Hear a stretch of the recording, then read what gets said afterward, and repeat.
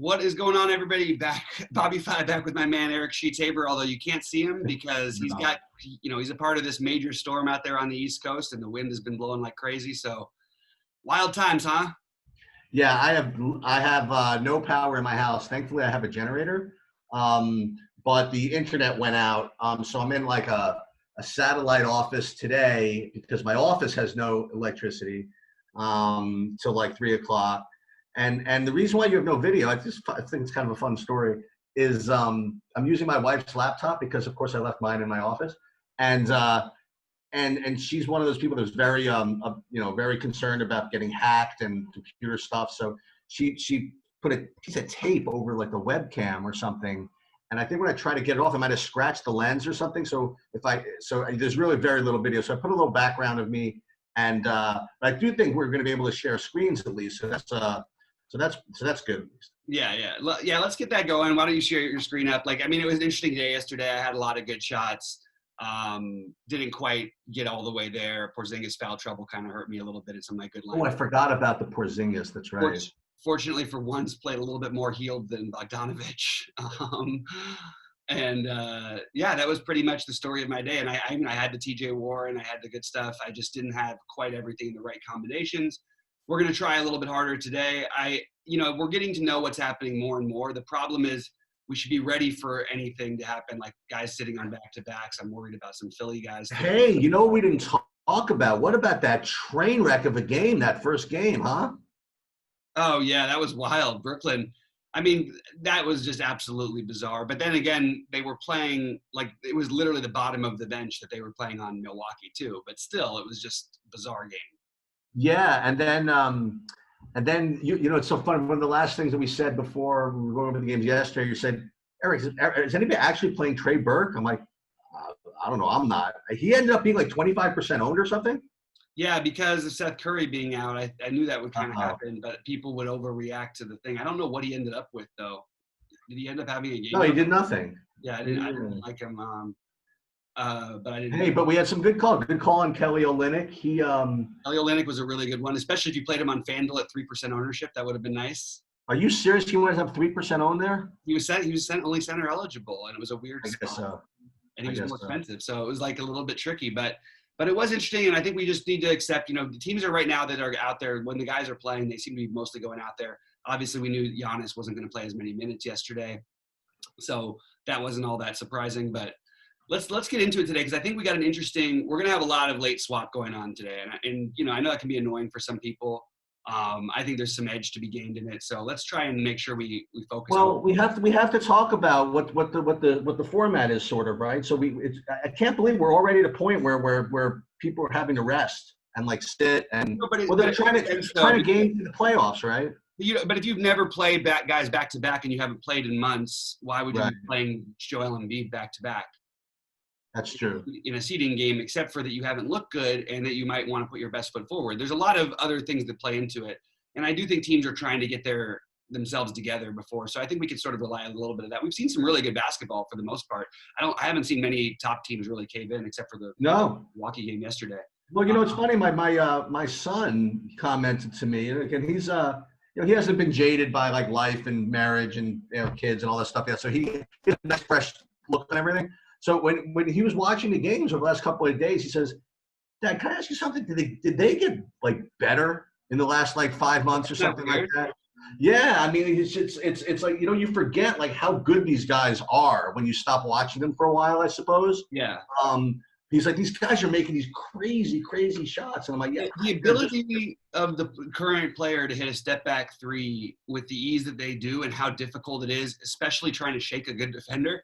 It's incredible, and they're reliable. Even I'm not talking about just James Harden. There's guys doing it everywhere, all over the league.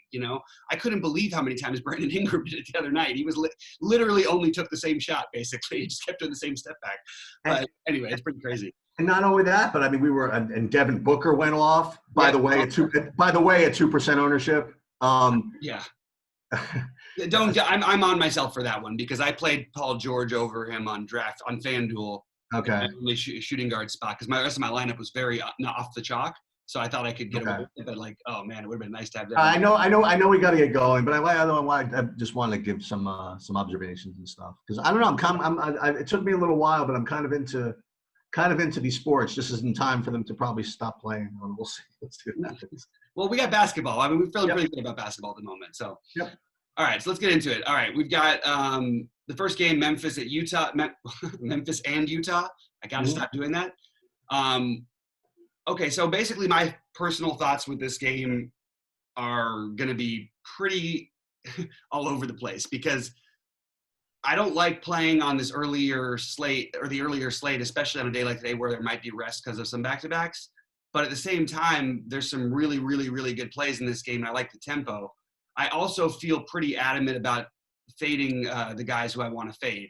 So why don't we get into it? Why don't you talk about your favorite guys on the Memphis side, and then Utah, and then I'll bring it back around. Well, I mean, let's talk about probably the chalkiest guy on the slate, right? So with Jaren Jackson Jr. out, like Brandon Clark is going to be a kind of a smash play that I presume everybody's going to play. So I definitely like him. And I like Ja Morant. I mean, they're still pricing these guys where you can play him. Again, he wasn't that great the other day, but I still think he always has a ceiling. And as we've talked about, pretty much ad nauseum over the last 2 years, for some reason, Utah still has kind of that stigma of it's like being really, really defensively. In a way, it's still true. You know what I mean? Whenever you have Gobert as kind of a rim protector, you're just by nature going to be probably pretty good defensively. Mm-hmm. But yet still, like you said, I think it's going to be they're not going to be able to stop the Memphis pace, and that's going to help Utah also. So I like the guys I usually like. So I'm going to like Morant. I'm going to like Brandon Clark, and on the other side, I'm gonna go back to Jordan Clarkson off kind of a bad game, and because he did shoot like 15, 16, 17 shots. You know what I mean? That's just what he does. I mean, he's going to shoot his shots and all of Bojan Bogdanovic's. So. I'll probably go back to him on the volume. And, I didn't really think about Dylan Brooks too much, but I guess I have to, right? So, yeah, I think he's okay. I think there's good shooting guard options on FanDuel. I think there's other options on DraftKings, but FanDuel's really entices you to really look at them more because they have this. I'm playing the 150 there every day, so it's like you definitely look a little more on FanDuel for me at least, which is unusual. I love Brandon Clark. I think that makes a lot of sense. I do want to risk warn you if you do play some lineups, I would probably exclude him from some of them. There is a foul trouble thing with him where he could literally foul out in the game and not get you there fantasy point wise because of that. But it is hard to imagine that he's just going to sort of roll over. But I'm more interested. I'm not more interested. That's obviously the guy who had the most ownership in. I'm really interested in Valanciunas. I think that this is an interesting spot because with Gobert playing 34 minutes a game, we can probably think that there's an upside for Valanciunas to at least be on the minute for most of those, and maybe some without Gobert. So I actually think he's got upside on minutes for a change because without Jackson, you're going to need the size. So Brandon Clark has a propensity for foul trouble, as I mentioned before. You could even play them together in certain lineups, but I do think that Joe Val is really interesting and absolutely will be unowned. I can't figure out on FanDuel because it's on DraftKings, the center spot is really, really strong. But on FanDuel, it's not that it's not strong. It's just that can Joe Val outscore Vooch on a back-to-back? I think he can. Will Joel Embiid sit, or will he be limited in minutes on the back-to-back? Maybe. So these are the other options you're going to have to think about when you think about this Joe Val play. And then, you're not going to play Bryant against Embiid because if Embiid does in fact play, because if Embiid does play, he's drawn more fouls than anybody in the history. So I think Bryant's a bad option there, and he's also been priced up. So all of these other center options, I actually come back to Gobert and Valanciunas as being kind of interesting off the board options. And I'll get into the Utah side, but I do think Gobert is mildly interesting at center too. He's been getting pretty consistent run. It's a good matchup against Memphis. But I think I'd prefer to go with Joe Val if I was going to take that huge shot, just get really low ownership. But I do like Gobert a bit. And on FanDuel, I like Ingles and Clarkson and Mitchell the best.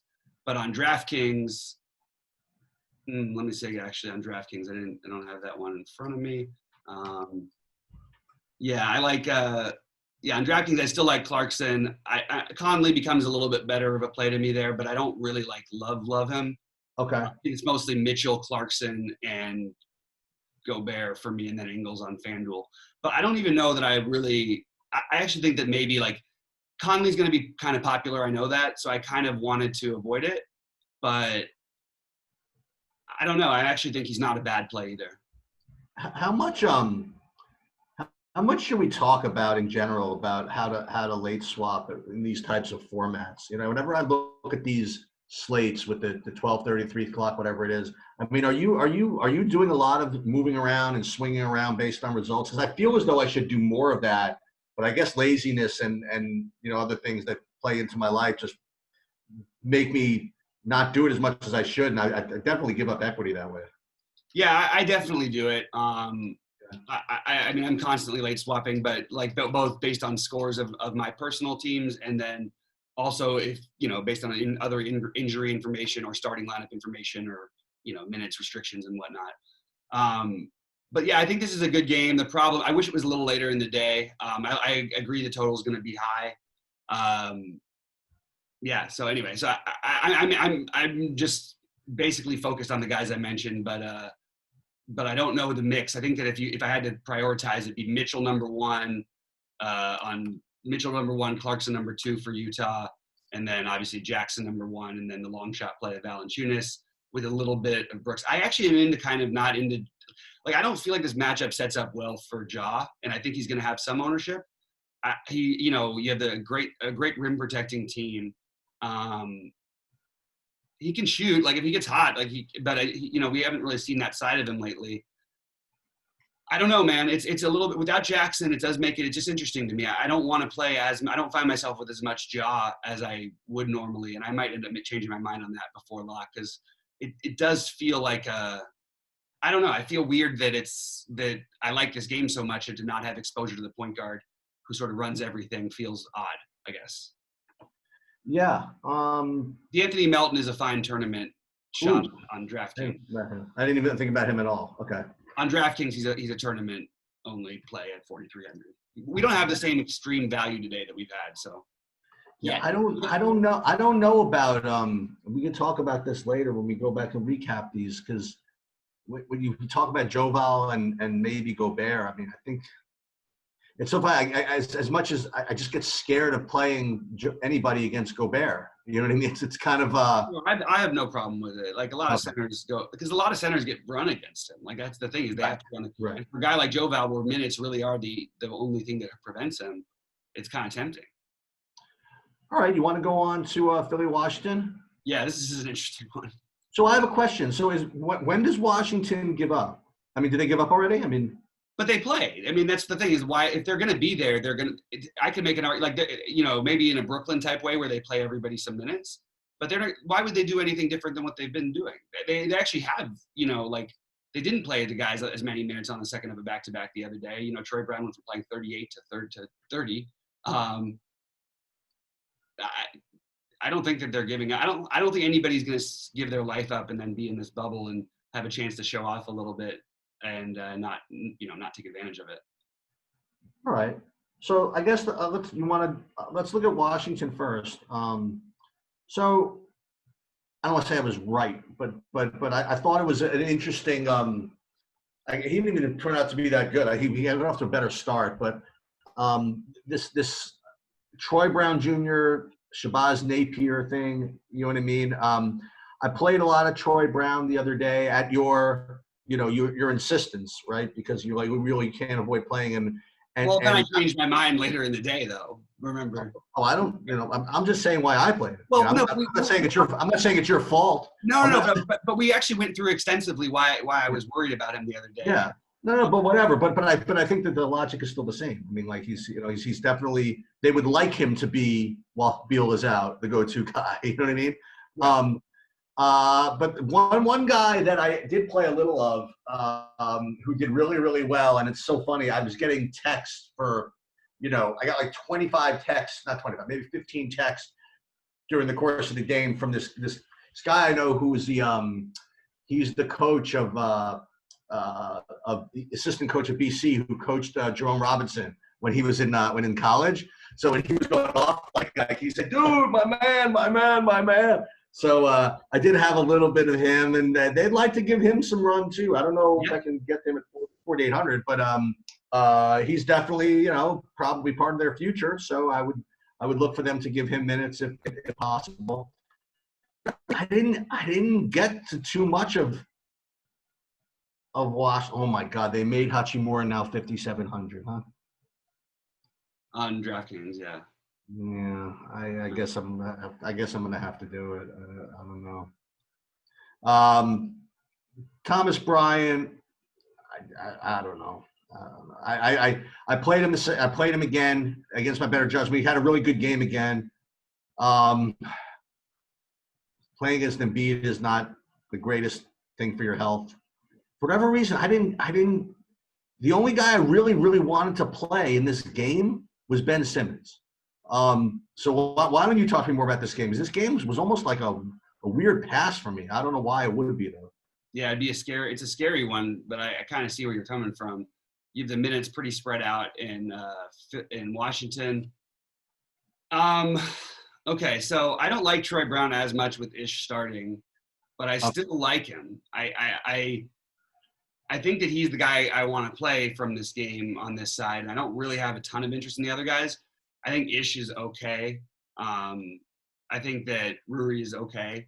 But I am interested in the Philadelphia side a ton, especially on FanDuel. These guys are just way too cheap. Ben Simmons is 8K. Joel Embiid is 9.5, assuming he does play. And Tobias Harris is 6.9K. And Shake Milton at 4.3 is also well in my player pool. And Josh Richardson at 4.7 is also in a small part of my player pool. Is there a legitimate concern that Embiid doesn't play? You'd think based on the way that the ownership's treating it, and that also they've got his minutes like written in at 30, which is a little bit low for him because he's been at 31 and 34 in the last 2 games. So I don't know exactly, but you could have said you could chalk it up to potential blowout risk. I like Embiid, assuming that he plays. And the good news is it's a little bit of an earlier game, so we'll probably know, maybe not before the first game, but we should obviously know before that game. And there's a lot of other late stuff that we're going to have to learn about later potentially too. So I don't know. Well, I'm looking at being heavy on Embiid, Harris, and Simmons, all on DraftKings, all on FanDuel, and all but Harris on actually their whole starting 5 except for Harris on FanDuel. And by the way, if Embiid is out, you can play Al Horford. I would say that my take on this game, and partly why I want to play these Philly guys so bad, is that obviously it's a great matchup against Washington. Philly's also playing fast. But what makes it good, is that Philly they struggled blowing teams away, and I don't think they had a blowout on the road this whole season. So that would be your main concern going into this game. But maybe they struggle a little bit and it keeps close, and in which case you can get multiple Philly guys to get there, even if you don't play anybody from Washington or if you just play Troy Brown. I happen to like Embiid on both sides, but I just like a couple of other centers better. Given price, which we'll get on FanDuel, I think he's the best center play, but I totally am open to Jokic. Yeah. We'll get to that one, I guess, now. Yeah. So I guess first question of this Denver-San Antonio game is what's the story with Jamal Murray? We don't know. I mean, as of right now, everything I've looked at has him projected as playing today. But that happened the other day too. Okay. So, yeah. So obviously it was a big, I don't want to say breakout game because he's done it before. It's a big, huge game for Michael Porter Jr. And they did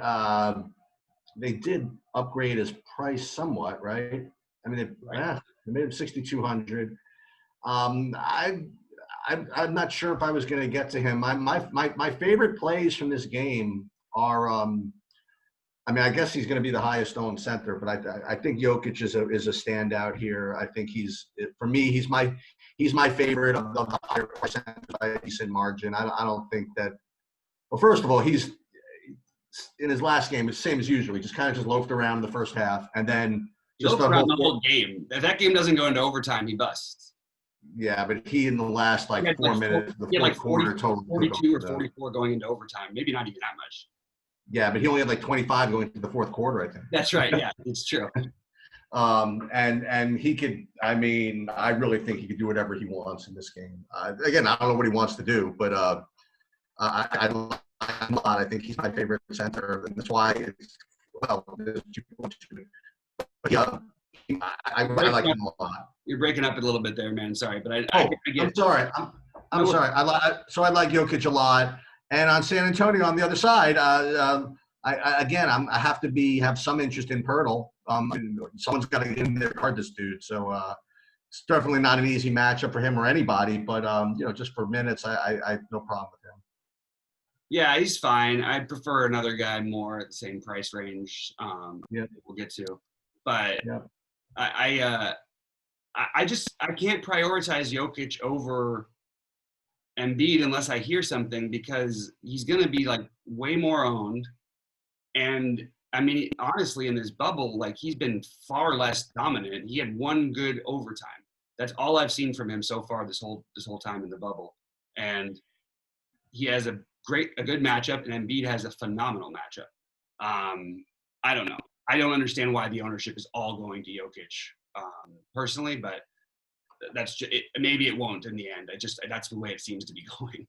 So if it was all things being equal, and I still have Jokic plenty, but I just prefer Embiid. All right. On the other side, wait. So did you say you like anybody other than Podol?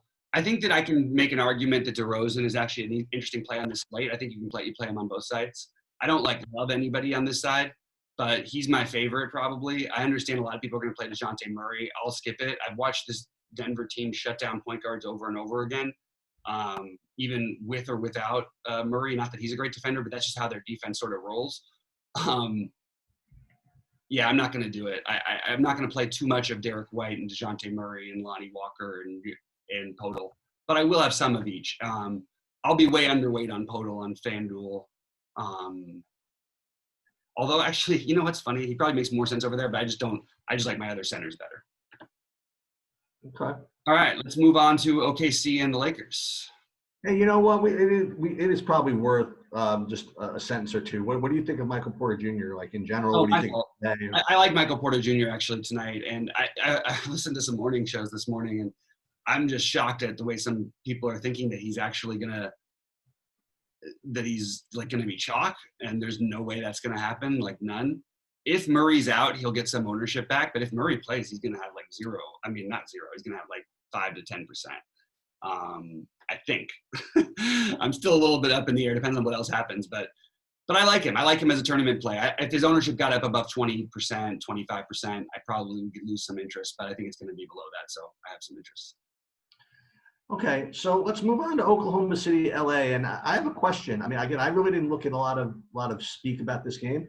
Did the Lakers clinch the 1 seed? The Lakers, it's over anyway. I don't think it matters, does it? I mean, are they sitting people? And you know what I mean? Like, are they? No. Is there exactly the opposite? These guys sitting today? No.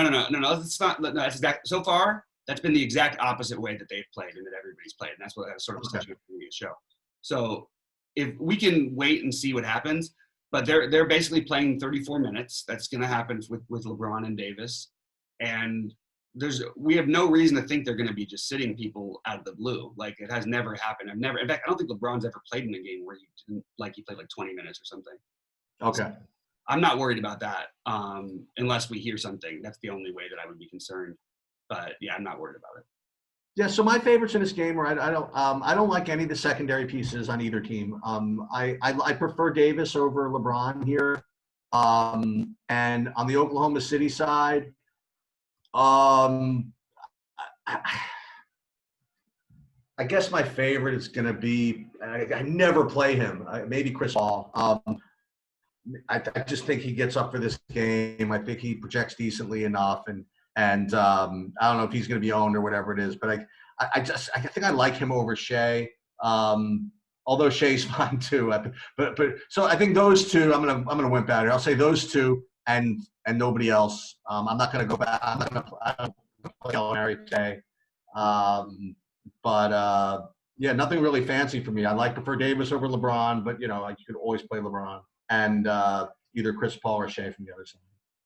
Yeah, Chris Paul or Shea, I'm fine with both. I don't feel really excited. I'll go back to the Danilo Gallinari is going to be the lowest owned of the bunch. It's kind of interesting to me. Yeah. So I'm definitely open to going there. On the Lakers side, I prefer slightly Davis over LeBron, but I'll be, as usual, underweight on both of them probably. Okay, that's interesting. Well, I mean, I've done it every single day. I don't know. Oh, okay. It's been right every day, except for Davis did go off against Utah. But I actually had him that one night because I needed he was 9.8 on FanDuel. But no, it's just what, look, you can play a LeBron. I definitely will have like a LeBron Paul lineup, a Davis Paul lineup, but I don't really see what we're trying to play these guys for exactly. Maybe LeBron gets up against his buddy, and Chris Paul does. That's what I'm looking at basically. And they're going to play hard while they're out there, but you're not going to. I don't think you're getting the absolute ceiling. I think they're trying to figure out their team more than they're doing anything while they're out there. So just not as much interest for me. And honestly, I've been right on this pretty much. Kawhi had a miracle fourth quarter where he went from like 16 fantasy points to 42. Yeah. Still was Yeah. But I've been pretty on with all of the guys who are going to come to play. Yeah. And these guys are coming to play. But at these prices, do we need them? I don't think we do. But you definitely could build differently. And if you can if we get other value, I definitely don't mind it. I just think that with the way things are going, I'm going more middling builds. I'd rather spend up for Embiid or Jokic than either of these guys, and they're cheaper. Okay, let's go on then. Let's go on to Toronto, Orlando, and I have to remember that. Yeah, so Toronto, Orlando. I didn't really have too much in that game except another, and I didn't really know where to get him in, but I thought Vooch was a decent shot here at 8,100. Again, off the back, whatever. But I want to say low through the game. I mean, that game it was first over after the first quarter. Then it looked like we were going to make a little run. I didn't think Vooch was going to get back in the game in the fourth quarter, but they did put back in to make a little bit of a run. Break it up a little bit there. Oh, sorry about that. No problem. So Vooch, I didn't even think he was going to get his full minutes. I almost thought they were just going to blow that game out and never see the fourth quarter. But they didn't put him in. Fine. Again, there's I think better centers out there. I think that again, if Vooch becomes low owned again, 8,100 I think is a decent shot against Toronto. Is no bargain, but Vooch is fine. And I really wasn't going to get too much into much of anything else in this game. And Bleed, I guess, is always okay. Lowry's always okay. But I think this could be a grind. I think this game could be a grind. Yeah. I don't think it's going to be that much of a grind. Orlando's games have gone over. I believe it ended up going over yesterday. I'm not sure actually if it did. But they had gone over 16 games in a row or 15 games in a row, was it? Okay. They're playing incredibly fast, and they have been for a while, and just no one's sort of on it except for keeping the stats, I guess. So I think that one thing that's interesting is we've got, for some reason I can't see the screen share all of a sudden. Let me grab that back. Hold on, Sheets. Sorry about that. How can I get rid of this? That's really annoying when I shift screen. All right, that's fine. I personally like I think DJ Augustine's an interesting tournament play with no Michael Carter Williams. Yeah, Marky Carter Williams. I forgot about him. He's gone. So him and Fultz, I think both are interesting. Fultz, they're kind of keeping his minutes down a little bit, but if he gets up to 25 or maybe even a little bit higher, I think he's interesting at 4.6 on FanDuel. I think DJ Augustine's interesting, but Aaron Gordon, Vucevic, I'm fine with all those guys.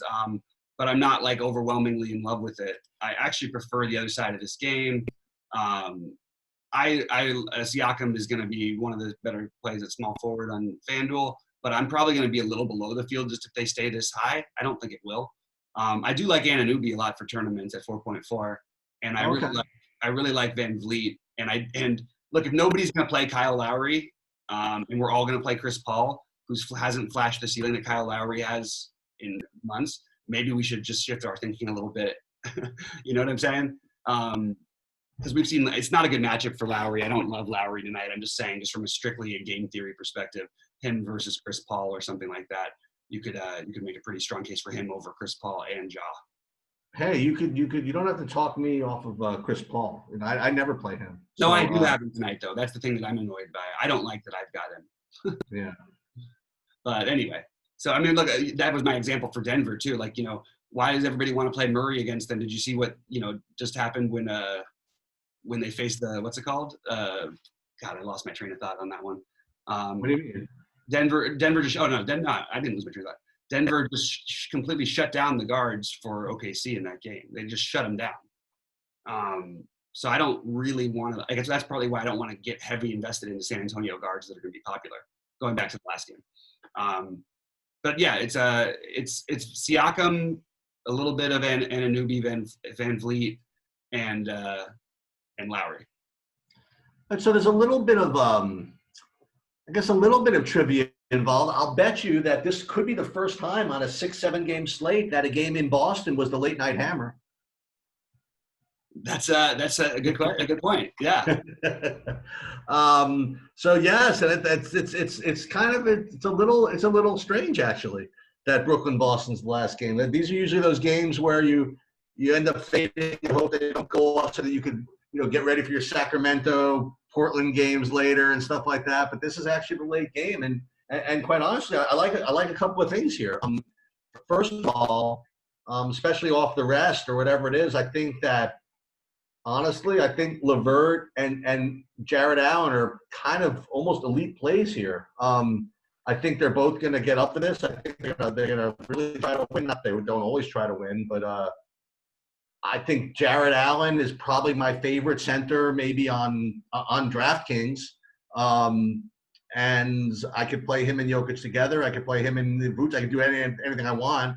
And I like LeVert. And on the Boston side, I'll go right back to Tatum. So I mean, I really like both of those plays on the Nets. I'm not going anything else over there. And Boston, Tatum would be my favorite. Yeah, I'm interested in this game a lot. I'm curious to see what happens with Brooklyn on the back-to-back. I actually wouldn't be surprised if they even sat some people. Like they played like 74 guys yesterday. All right, so I don't know. I'm struggling with this because I think we're gonna really. I love the Boston side of this, but the ownership is going to be so heavy, and just because Brooklyn didn't get blown out once doesn't mean it won't happen this time. But my natural thing is get heavy overweight on Jaylen Brown in this type of environment. Wow, why is that? He plays great in these types of matchups, and also he looks great. He looks when everybody's going to play the other guys, he's always the one who gets left out, but he puts up the same thing as anyone.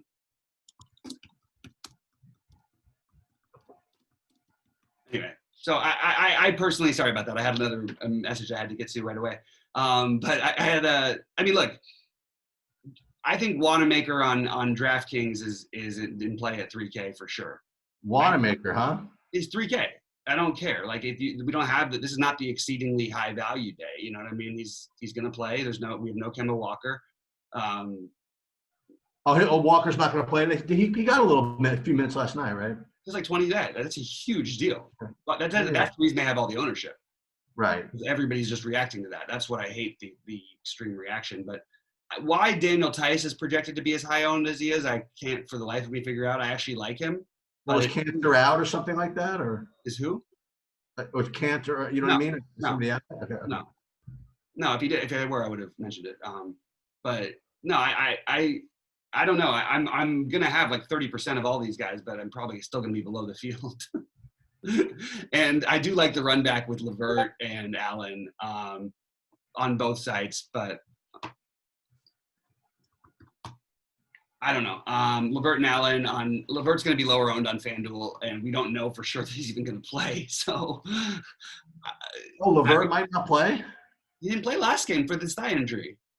Yeah, I know. Breaking news here to you, Sheets. What's that? No, I know. That's my whole thing. I mean, they sat him out yesterday. I mean, I don't know. Okay, well, if he plays, I really like him a lot. I mean, let's put it. I assume he's going to. We just don't know, for sure, because he didn't play yesterday with a thigh bruise. But were they saving him for this game, or were they just going to sort of shut him down? I want to play LeVert and Jared Allen a lot. Tyler Johnson and Chiozza are both worth taking flyers on DraftKings in the million-person $3 tournament because they're going to be that low owned. Well, if LeVert doesn't play, are you gonna go back to all these guys from yesterday? Are you gonna go back to what's the name, to Temple and TLC and all that stuff? Yeah. No. Okay. No, the prices on DraftKings don't make a lot of sense to me exactly, but on FanDuel, you kind of have to go back to Garrett Temple if they were all gone again. But I still wouldn't be that into that even on a back-to-back. I wouldn't be surprised if you hear something late in the day like Dante Hollis starting or Chiozza starting along with Tyler Johnson or some stuff like that. Needless to say, if you're going to play Karis LeVert, play him in the utility. Okay. Right?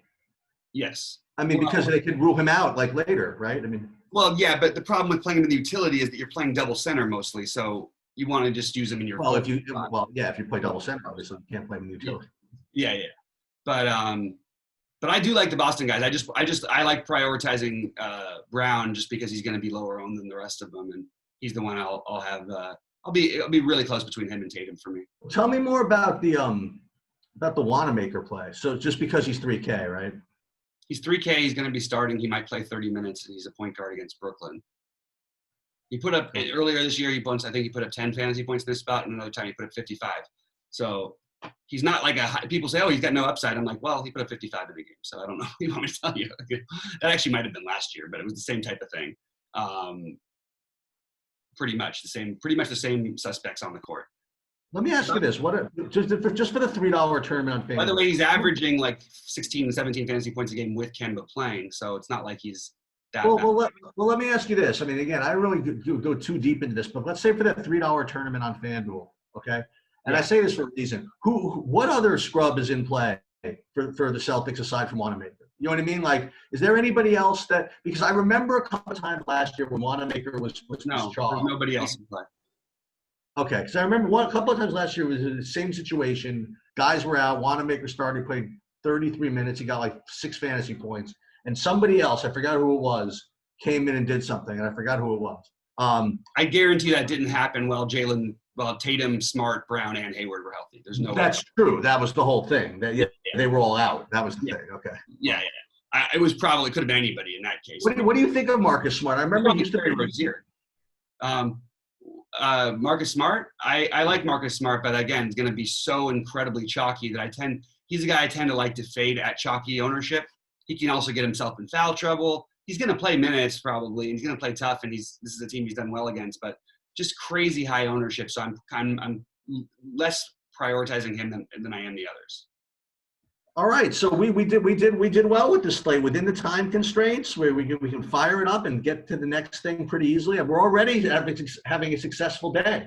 There we go. So why don't you go over again? You know what? Highest owned players: Brandon Clark, Simmons, Embiid, Mitchell, Harris.